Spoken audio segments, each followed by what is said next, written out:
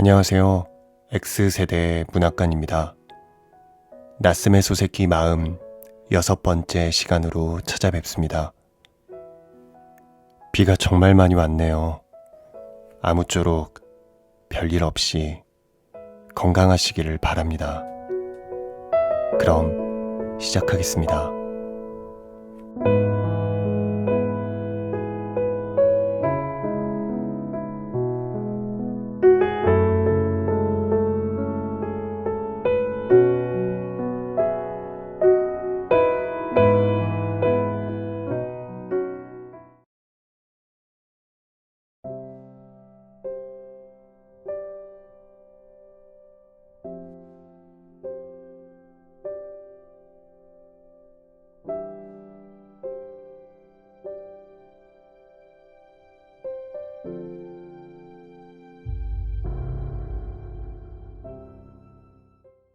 나는 그날 밤 10시가 넘어 선생님 댁을 나왔다. 2, 3일 후에 고향에 내려갈 참이었기 때문에 자리에서 일어나며 나는 잠시 작별 인사를 드렸다. 당분간은 뵙지 못하겠습니다. 9월에는 올라오시겠지요? 나는 이미 졸업을 했기 때문에 9월이 됐다고 반드시 올라올 필요는 없었다. 그러나 한창 더운 8월에 도쿄로 올라와 헐떡일 생각도 없었다. 그리고 그때 내겐 시간과 장소에 구애받을 이유가 없었다. 대충 9월이 되겠네요. 하고 나는 뚜렷한 생각 없이 대충 말씀드렸다. 그랬더니 사모님이 그럼 한동안 못 뵙겠네요. 우리 부부도 어쩌면 이번 여름에 어디 갈지도 모르겠어요. 이곳 여름이 웬만큼 더워야 말이죠. 만일 가게 되면 제가 그림 엽서라도 띄울게요. 어디로 가실 건데요? 피서라면. 선생님은 사모님과 나 사이에 주고받는 이런 대화를 듣고는 빙그레 웃고만 계셨다. 아니 아직 갈 건지 아닌지 확실히 정한 것도 아니에요. 내가 자리에서 일어서려던 차에 선생님은 갑자기 내 팔을 잡으시며 그간 아버님의 병화는 좀 어떠신가? 하고 물으셨다. 나는 그때 아버지의 상태에 대해서 거의 아는 바가 없었다. 아무 소식도 없으니 괜찮으시겠지 하고 생각하고 있었다. 그렇게 쉽게 생각할 병이 아니네. 요산 중독 증세라도 보이면 그땐 손 쓸 수도 없으니까. 나는 그 말씀을 듣기 전까지는 요산 중독이라는 말을 들어본 적도 없었고 그 의미도 당연히 알지 못했다. 지난해 겨울방학 전에 아버지를 뵈러 갔을 때도 그런 전문 용어는 의사한테도 전혀 들은 바가 없었다. 정성껏 보살펴 드리세요. 하고 사모님도 말씀하셨다. 독이 머리까지 퍼지면 그날로 끝이네. 자네 우습게 보면 큰일 나. 아무런 경험도 없었던 나는 말씀을 들으면서 약간 불안한 생각이 들었지만 그렇게 심각하진 않았다. 어차피 완치는 불가능한 병이라니까 옆에서 걱정만 한다고 되는 일도 아니고요. 그렇게 대범하게 생각하면 그렇기도 한데요. 사모님은 오래전에 같은 질환으로 돌아가셨다는 묻힌 생각이라도 났는지 가라앉은 목소리로 이렇게 말씀하시고 고개를 떨구셨다. 나도 아버지를 생각하니 기분이 숙연해졌다. 시즈, 당신은 나보다 먼저 저 세상으로 갈 텐가? 왜요? 왜라니 그냥 물어본 거야. 아니면 내가 당신보다 먼저 가게 될까? 대개 세상 돌아가는 걸 보면 남편이 앞서고 부인이 뒤에 남는 것 같네만. 그게 그렇게 꼭 정해져 있는 것이겠어요? 하지만 남자들이 아무래도 나이가 더 많으니까.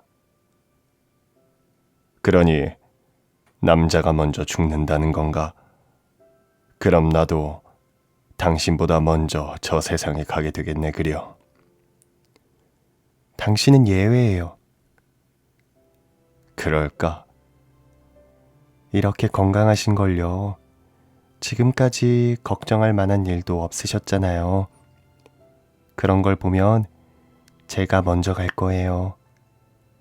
당신이 먼저 갈까? 네, 꼭 그럴 거예요. 여기서 선생님은 내 얼굴을 보셨다. 나는 그냥 웃었다. 그런데 만약 내가 먼저 가게 되면 그땐 당신 어쩔 텐가? 어쩌다뇨. 사모님은 이쯤에서 더 이상 말씀을 잇지 않으셨다. 나는 일어났다가 그 자리에 다시 앉아서 이야기가 끝날 때까지 두 분의 대화를 듣고 있었다. 자네는 어떻게 생각하나? 선생님이 내게 물으셨다. 선생님이 먼저 가실지 사모님이 먼저 세상을 뜨실지 근본적으로 내가 판단할 만한 문제는 아니었다.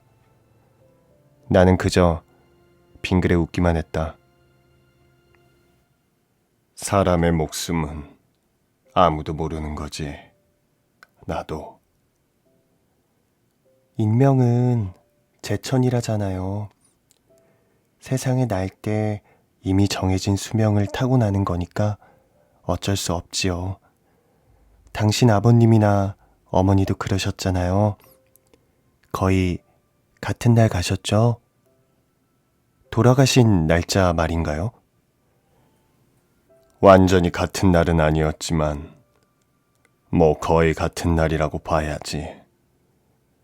한 분 먼저 가시고 곧바로 뒤따라 가셨으니까. 이런 문제에 대해서는 나는 전혀 아는 게 없었다. 신기하게 생각됐다.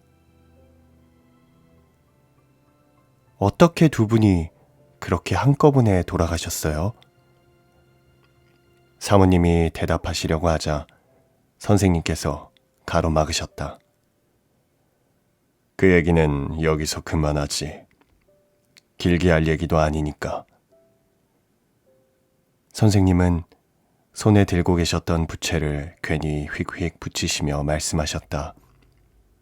그러고는 다시 사모님을 바라보셨다.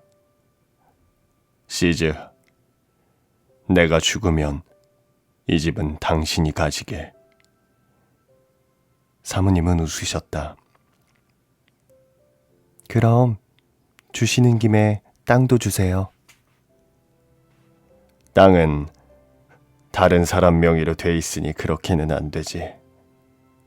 대신 내가 갖고 있는 것은 전부 당신 거야. 어머, 고마워요. 그런데 가로쓰기로 된 책들은 주셔도 소용없네요. 헌책방에 내다 팔면 되지. 팔면 얼마나 받을까요? 선생님은 대답하지 않으셨다.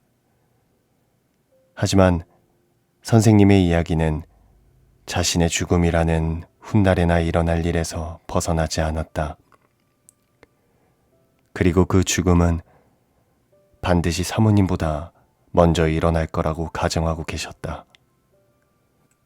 사모님은 처음 한동안은 그다지 심각하지 않게 말상대를 해주셨다. 그러다가 같은 이야기가 계속되자 어느 틈엔가 소녀 같은 사모님의 마음이 무거워진 것 같았다.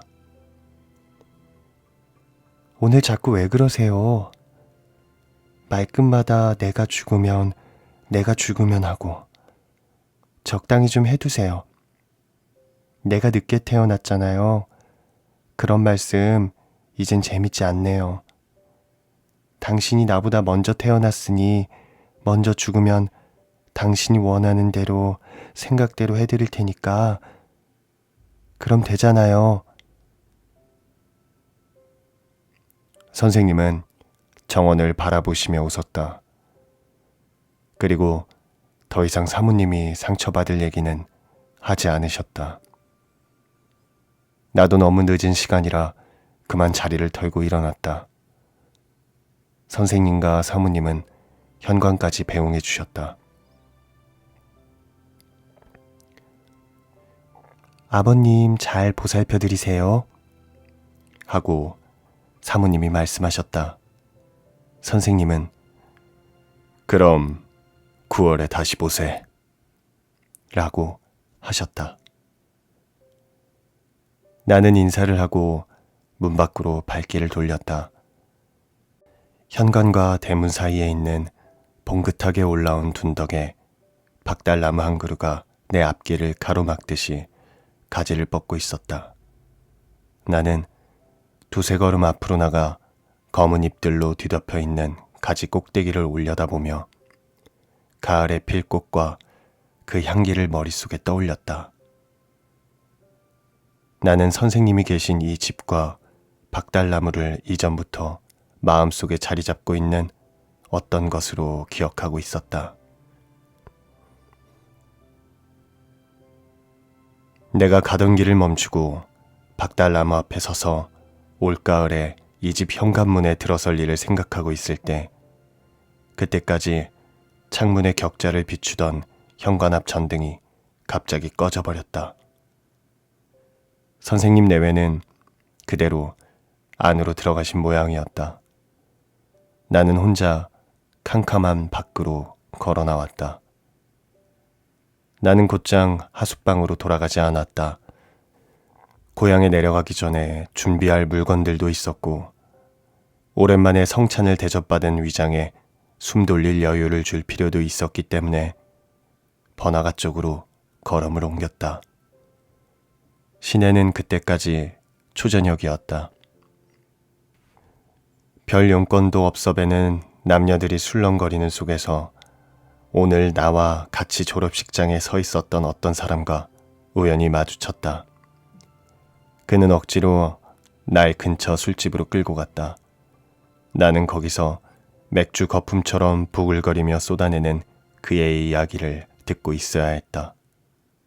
그러다가 12시가 넘어서야 겨우 하숙방으로 돌아왔다. 나는 그 다음날 더위를 무릅쓰고 부탁받은 물건들을 사러 돌아다녔다. 집으로 내려올 때 이런저런 물건들을 사오면 좋겠다고 쓴 편지를 읽을 때는 별것 아니라고 생각했는데 막상 물건을 사러 나서고 보니 보통 피곤한 일이 아니었다. 나는 전차 안에서 땀을 훔치며 사람들에게 이런 수고를 끼치는 걸 당연하게 생각하는 촌사람들이 무척이나 뻔뻔스럽다고 생각했다. 나는 올 여름을 두 손 누리고 앉아 빈둥거리며 보낼 생각은 아니었다. 집에 돌아가서 할 일들에 대해 미리 계획을 짜두었기 때문에 그걸 실천하는 데 필요한 책들을 구하러 돌아다녀야 했다. 나는 반나절 내내 서점 2층에 틀어박혀 있을 각오를 했다. 그리고 관심 있는 분야의 책들이 꽂혀있는 선반 앞에 서서 구석구석까지 한 권씩 검토해 나갔다. 부탁받은 물건들 중에 나를 가장 애먹인 것은 여자들 옷에 다는 장식 깃이었다. 승복에 달 것이라고 하면 알아서 적당한 것을 꺼내주겠지만 이건 그것도 아니고 막상 고르자니 모양이 각양각색이라 어떤 것을 골라야 할지 땀까지 뻘뻘 흘리며 고민해야 했다. 게다가 그 가격이 또 집집마다 들쭉날쭉이었다. 싸겠거니 생각하고 물어보면 턱없이 비싸고 너무 비쌀 것 같아서 물어보지도 못하고 있으면 오히려 싸구려였다. 또 몇 가지를 놓고 아무리 비교해봐도 무엇 때문에 그렇게 가격 차이가 나는지 도무지 이해할 수 없는 것들도 있었다. 나는 완전히 지쳤다. 급기야는 속으로 사모님을 모시고 나오지 않은 걸 후회했다. 그리고 나는 가방도 하나 샀다. 그리 고급스러워 보이지 않는 싸구려였지만 그래도 번쩍거리는 금장식이 붙어 있었기 때문에 촌사람들 입을 떡 벌어지게 만들기에는 충분한 것이었다. 내가 가방을 산 것은 어머니의 주문이 있었기 때문이다. 졸업하면 새 가방을 사서 그 속에 앞서 말한 선물들을 넣어 갖고 오라고 입으로만 대충 말씀하신 게 아니라 편지에다 굵은 글씨로 또박또박 써서 이르셨다. 나는 그 편지를 읽고 웃음을 터뜨렸다. 어머니의 의도를 모르는 바도 아니었으며 그렇게 빤한 어머니의 생각 자체가 우스웠던 것이다. 나는 저녁 식사를 할 때 선생님 내외분께 말씀드린 대로 그날로부터 3일 후 기차편으로 도쿄를 떠나 고향으로 향했다. 지난 겨울 내가 아버지의 병환에 대해 말씀드린 이래로 선생님으로부터 계속 주의를 들어온 나는 가장 걱정해야 할 당사자이면서도 어찌된 일인지 그리 심각해지지 않았다. 나는 그보다는 오히려 아버지가 떠나고 난 다음에 혼자 남으신 어머니가 신경 쓰였다. 그러니 나는 마음 한구석에서 이미 아버지를 돌아가실 양반으로 제쳐놓고 있었던 모양이다. 규슈에 있는 형에게 보낸 편지에도 이젠 정말 아버지가 예전의 건강을 되찾으실 수 없어 보인다고 썼다. 일 때문에 바쁜 줄 알지만 가능한 한 짬을 내서 이번 여름에 부모님 얼굴이라도 좀 뵙고 가라고도 썼다. 그리고 나이 드신 두 분만 시골에 계시게 하는 건 어째 마음이 놓이질 않는다는 둥, 자식된 도리로 너무 마음이 아프다는 둥, 꽤나 감상적인 말까지 동원했다. 사실 그건 다 솔직한 내 심정이었다. 하지만 편지를 다 쓰고 나서 다시 읽어보니 쓸 때의 기분과는 좀 달랐다. 나는 기차를 타고 가면서 이런 인간의 심리에 대해 생각했다. 곰곰이 따져보니 내가 생각해도 내 자신이 생각을 이랬다 저랬다 바꾸는 가벼운 존재로 여겨졌다. 기분이 영 언짢았다. 나는 또 선생님 내외분을 떠올렸다. 특히 2, 3일 전 저녁 식사에 초대받았을 때 나누었던 대화가 내 귓속에 다시 울렸다. 어느 쪽이 먼저 저 세상에 갈까? 나는 그날 저녁 선생님과 사모님 사이에 불거졌던 의문을 혼자서 되뇌어 보았다. 그리고 그 의문은 누구도 자신 있게 답할 수 없는 것이라 결론 내렸다. 만약 어느 쪽이 먼저 세상을 뜰 거라고 확실히 알고 있다면 선생님은 과연 어떠실까? 사모님은 또 어떻게 행동하실까? 두 분의 행동은 지금과 다름없을 것이다. 죽음에 한 걸음 한 걸음 가까워지고 있는 아버지를 고향에 두고 내가 아무 도움도 되어드리지 못하는 것만 봐도 그렇다. 나는 인간이란 존재가 정말이지 아무것도 아니라는 걸 새삼 깨달았다. 인간은 거스를 수 없이 타고난 가변적인 존재임을 절감했다. 고향집에 돌아와서 난 지난 겨울에 배웠던 아버지의 상태가 조금 더 악화되지 않은 모습을 보고 꽤 의외라고 생각했다. 아이고, 이제 왔냐? 그래, 졸업까지 하다니 정말 장하다. 잠깐 기다려라. 내 얼른 세수 좀 하고 올 테니. 아버지는 마당에서 뭔가 하고 계시던 참이었다. 낡아 빠진 밀짚 모자 뒤에 볕을 막기 위해 매단 꾀지지한 손수건을 나풀거리며 우물이 있는 뒷곁으로 들어가셨다. 일단 입학한 학교를 졸업하는 것은 당연한 일이라고 생각하고 있던 나는 그 사실에 너무나 기뻐하시는 아버지를 보자 왠지 민망해졌다. 졸업까지 하다니 정말 장하다. 아버지는 이 말씀을 몇 번이나 반복하셨다. 나는 마음속으로 이런 아버지의 기쁨과 졸업식 날 밤 선생님께서 축하하네 하고 말씀하실 때의 모습을 비교했다. 겉으로는 축하한다고 하시면서도 속으로는 대단치 않게 생각하셨던 선생님이 그리 대단한 일도 아닌 졸업에 크게 기뻐하시는 아버지보다 고상하게 생각됐다. 그러다 보니 나는 아버지의 무지에서 나오는 촌스러움이 영 마땅찮아졌다. 대학 졸업장 하나 받았다고 뭐 그리 대단할 것도 없어요. 매년 수백 명씩이나 졸업하는데요, 뭘. 결국 내 입에서는 이런 식의 대꾸가 튀어나왔다. 내 말을 듣고 아버지가 좀 이상한 표정을 지으셨다.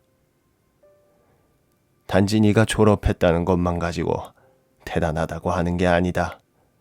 그야 졸업한 것도 대단한 일이기야 하지. 하지만 내가 그리 말한 건 좀 의미가 달라. 그걸 네가 좀 이해해주면. 나는 무슨 말씀을 하시려는지 끝까지 듣고 싶었다. 아버지는 그다지 이야기하고 싶어 하지 않으셨지만 주저하다가 이렇게 말씀을 이으셨다. 그게 말이다, 얘야. 내가 대단하다고 한 말은 너도 알다시피 내가 몸이 안 좋잖니. 작년 겨울 네가 왔을 때 사실 난 앞으로 길어야 3, 4개월쯤 더 살 수 있을 거라고 생각했다. 그러던 게 어찌된 일인지 오늘까지 움직이는데 별 불편함 없이 이렇게 지내고 있구나. 그런데 네가 대학 공부까지 마친 거야. 그러니 내가 기쁘지 않겠냐.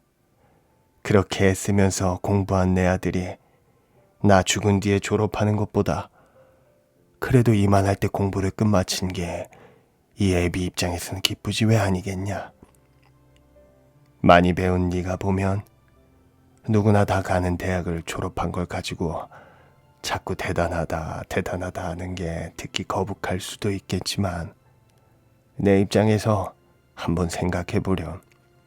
그게 그렇지가 않단다. 그러니까 학교 졸업은 너보다 나한테 더 대단하고 기쁜 일이야. 알겠냐?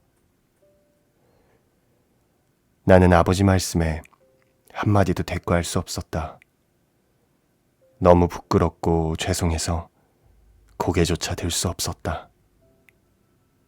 아버지는 작년부터 이미 당신의 죽음을 각오하고 계셨던 모양이다. 더구나 그 시기가 내가 졸업하기 전에 닥칠 거라고 생각하셨던 것이다. 그런 아버지의 마음속에 나의 졸업이 얼마나 큰 기쁨인지도 헤아리지 못했던 나는 정말이지 어리석은 놈이었다. 나는 가방 속에서 졸업장을 꺼내 부모님 앞에 공손히 내보였다. 졸업장은 가방 속에서 무엇인가 눌렸는지 몹시 구겨져 있었다. 아버지는 두 손으로 차근차근 구김을 펴려 하셨다. 이런 건 둘둘 말아서 손에 쥐고 왔어야지. 속에 뭘 좀 받치고 왔으면 좋았을걸. 어머니도 옆에서 거드셨다. 아버지는 잠시 졸업장을 바라본 다음에 거실로 나가서 눈에 잘 띄는 자리에 올려두셨다.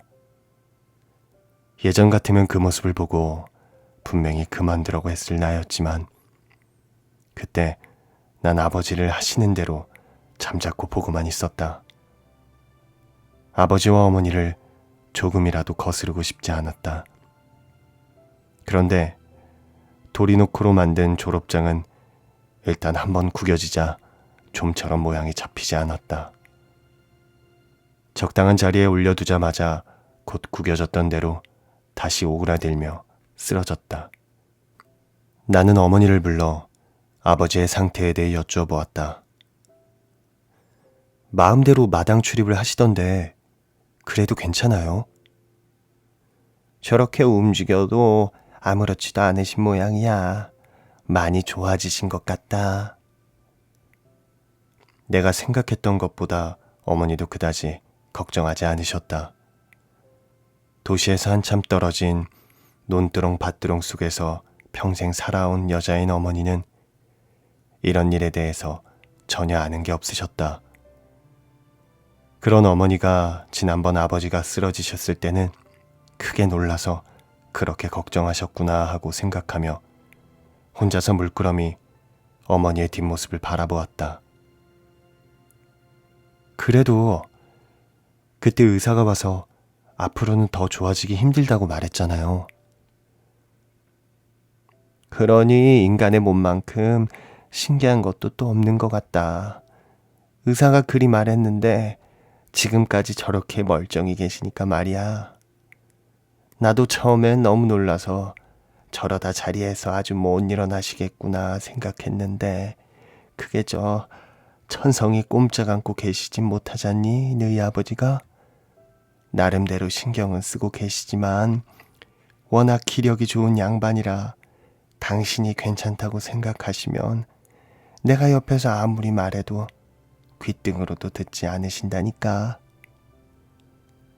지난 겨울에 집에 돌아온 나를 보시곤 곧바로 자리를 걷어 올리시고 수염을 다듬으셨던 아버지의 모습을 떠올려 보았다. 이제 괜찮다. 너희 어머니가 괜한 법석을 떨어가지고 그랬지. 하셨던 그때의 아버지의 말씀을 생각해보면 지금 하신 어머니의 말씀에 수긍이 간다. 그래도 주변 사람들이 항상 신경 쓰고 있어야 한다. 고 말하려던 나는 결국 입을 다물고 잠자코 있었다. 단지 아버지의 병환에 대해서 내가 알고 있는 사항에 대해서 좀 가르쳐 드렸다. 그 이야기의 대부분은 선생님과 사모님으로부터 들은 것이었다. 어머니는 그다지 귀담아 듣는 것 같지 않았다. 그냥 똑같은 병을 앓으셨구나. 아유, 안 됐네. 그분은 연세가 몇이나 되셨을 때 돌아가셨다든 하고 별로 중요하지 않은 것만 되물으셨을 뿐이다. 나는 더 이상 말씀드려야 심각하게 받아들이지도 않으실 것 같아서 아버지께 직접 말씀드리기로 했다. 아버지는 내가 하는 말을 어머니보다는 심각하게 받으셨다. 하지만 다 듣고 난 다음엔 그렇지, 네 말도 맞다. 하지만 이 몸뚱이는 내 것이니까 내 몸에 약이 되는 일은 오랜 경험으로 봐서 내가 제일 잘 알고 있지. 하고 말씀하셨다. 옆에서 듣고 계시던 어머니는 그저 고개를 돌리고 쓴웃음만 지으셨다. 그리고는 작은 목소리로 내게 그 봐라 하셨다. 하지만 그래도 아버지는 이미 각오는 하고 계세요. 이번에 제가 졸업한 걸 그렇게 기뻐하신 것도 다 그 때문이에요. 졸업 전에 눈 감으실 거라고 생각하셨는데 그래도 아직 저만 하실 때 졸업장을 받아왔으니 그게 기쁜 거라고 저한테 직접 말씀하셨다고요. 아이고 얘야, 말씀은 그렇게 하셔도 속으로는 아직 괜찮다고 생각하신다니까. 정말 그럴까요? 아휴, 저 양반 앞으로 10년이든 20년이든 아직 가려면 멀었다고 생각하셔. 가끔 나한테도 내가 이래 갖고는 오래 못 버틸 것 같네. 내가 죽으면 당신은 어쩔 텐가? 혼자서 이 집에 살 수 있겠나? 하시면서 괜히 마음 언짢게 말씀하시긴 해도 나는 갑자기 아버지가 돌아가시고 난 다음 어머니 혼자 남아 계실 이 낡은 시골집을 머릿속에 그려보았다. 아버지 혼자 먼저 가시고 난 다음에도 이 집이 그대로 이런 모습으로 있을까? 형은 어떻게 할까? 어머니는 뭐라 하실까? 그런 모습을 보고 난 여길 떠나 도쿄에서 마음 편히 지낼 수 있을까? 나는 어머니를 눈앞에 두고 머릿속에 선생님이 염려하신 것, 아버지가 아직 정신이 온전하실 때 재산을 분배해서 챙겨두라는 말씀을 떠올렸다. 뭐라고 해도 말이야. 내 여지껏 지켜보니 자기 입으로 죽겠다 입버릇처럼 말하던 사람들이 더 오래 살더라. 네 아버지도 저렇게 가끔 죽겠다는 둥, 죽으면 어쩔 거냐는 둥 말씀하시지만 앞으로 몇 년을 더 사실지 몇십 년을 더 사실지 모른다니까.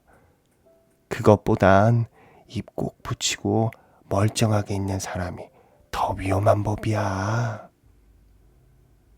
나는 이 말씀이 어머니 나름대로의 논리에서 나온 말인지 이 말 통계에서 나온 말인지는 몰랐지만 고리타분한 어머니의 말씀을 그냥 듣고만 있었다.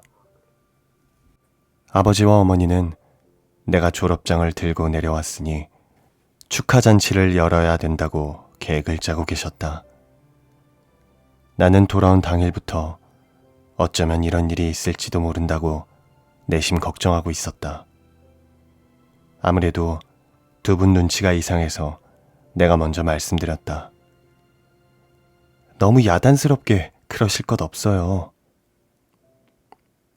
나는 시골 사람들이 손님으로 집에 와 북적대는 것이 싫었다. 마시고 먹는 걸 인생 최대의 목적으로 여기고 사는 그 사람들은 어디서 무슨 건수가 생기기만 바라고 사는 사람들이다. 나는 어릴 때부터 그런 사람들과 같은 자리에 끼어 앉아 있는 것을 무척이나 답답해했다. 그런데 내 일로 그 사람들을 불러 모으다니 상상만으로도 숨이 막혔다. 그러나 부모님 앞에서 그런 염치 없는 사람들을 초대해 사람 정신 사납게 하지 말라는 말은 차마 할 수가 없었다. 그래서 나는 그저 그러실 것까진 없다고만 자꾸 우겼다. 너는 자꾸 야단스럽다고 하는데 조금도 야단스러울 것 없단다 얘야. 평생 단 한 번뿐이니까 말이야. 손님을 부르는 건 당연하지. 이런 경사를 그냥 넘기면 못 써요. 어머니는 내가 졸업한 것을 무슨 장가라도 가는 양 중요하게 여기시는 것 같았다. 손님을 부르지 않는다고 큰일 나는 건 아니지만 그래도 모른 척하고 있으면 뒤에서 뭐라고들 하니까. 이건 아버지의 말씀이다. 아버지는 사람들이 뒤에서 쑥은덕대는 걸 꽤 신경 쓰셨다. 사실 이런 경우에 자기들이 기대한 대로 잔치를 벌이지 않으면 뒤에서 뭐라고들 말을 만들어 퍼뜨리는 사람들이 분명 있긴 있었다. 여긴 도쿄랑은 다르다. 시골 사람들은 말들이 많잖니. 아버지도 인정하셨다. 너희 아버지 체면도 있고 하니까. 어머니도 한 말씀 거드셨다. 나는 더 이상 내 입장만 고집할 순 없었다. 두 분 편하실 대로 하게 내버려 두기로 생각을 바꿨다. 순전히 저를 위해서 그러시는 거라면 그러지 않으셔도 된다고 말씀드렸던 거예요. 뒤에서 무슨 말이 돌까봐 그러시는 거라면 그건 또 다른 문제죠. 두 분께 불편 끼치는 일을 제가 억지로 우길 수는 없으니까요. 네가 그렇게 받아들이면 좀... 아버지는 언짢은 표정을 하셨다. 아니, 그게 저 아버지가 꼭 너 때문이 아니라고 하신 건 말이다 얘야. 사실 말이지, 너도 세상 살면서 사람들 사이에서 어찌 처신해야 하는지 알 거 아니냐. 사람들끼리 섞여 살려면. 어머니는 나와 아버지 사이의 분위기가 심상치 않게 돌아가는 것 같자 괜히 이러쿵저러쿵 앞뒤가 맞지 않는 말씀을 하셨다. 무슨 말씀을 하시는 건지 내용은 정확히 모르겠지만 얘기한 시간만큼은 아버지와 내가 한 말을 다 합쳐도 모자랄 만큼 길게 하셨다. 많이 가르치면 사람이 무슨 일에나 돌을 달아서 못 써. 아버지는 이 말씀을 한마디로 입을 다무셨다. 나는 이 간단한 한마디 속에서 평소에 아버지가 내게 갖고 계신 불만의 실체를 보았다. 나는 그때 내 감정만 앞세워 삐딱하게 말씀드린 건 깨닫지 못하고 아버지가 말씀 중에 엉뚱한 트집을 잡는다고만 생각했다. 아버지는 그날 밤 다시 태도를 바꿔서 손님을 언제 부르는 게 괜찮겠냐고 내 사정을 물어보셨다. 별다른 일 없이 낡은 집구석에서 빈둥거리며 있던 내게 그런 걸 물으시는 것은 아버지 쪽에서 먼저 숙이고 들어오신다는 뜻이다. 나는 이렇게 감싸 안는 아버지 앞에 숙연해질 수밖에 없었다. 나는 아버지와 잠시 이야기를 나누고 잔치 날짜를 정했다. 그런데 잔치를 벌이기로 한 날짜가 채 되기도 전에 큰 사건이 일어났다. 메이지 천황이 위독하다는 소식이 그것이었다. 신문을 통해 곧 온 나라로 퍼진 이 소식은 총구석에서 신랑이 끝에 결국 합의 본 거북스러운 졸업식 축하잔치를 한 방에 날려버렸다. 지금은 때가 좋지 않으니 잔치 얘기는 없었던 걸로 하자고 말하는 게 낫겠다. 안경을 코끝에 걸치고 신문을 보던 아버지는 이렇게 말씀하셨다. 아버지는 그 소식을 접하고선 바로 당신의 병을 떠올리셨던 것 같다. 나는 얼마 전 졸업식에 언제나처럼 대학을 방문하신 폐하의 모습을 추억했다.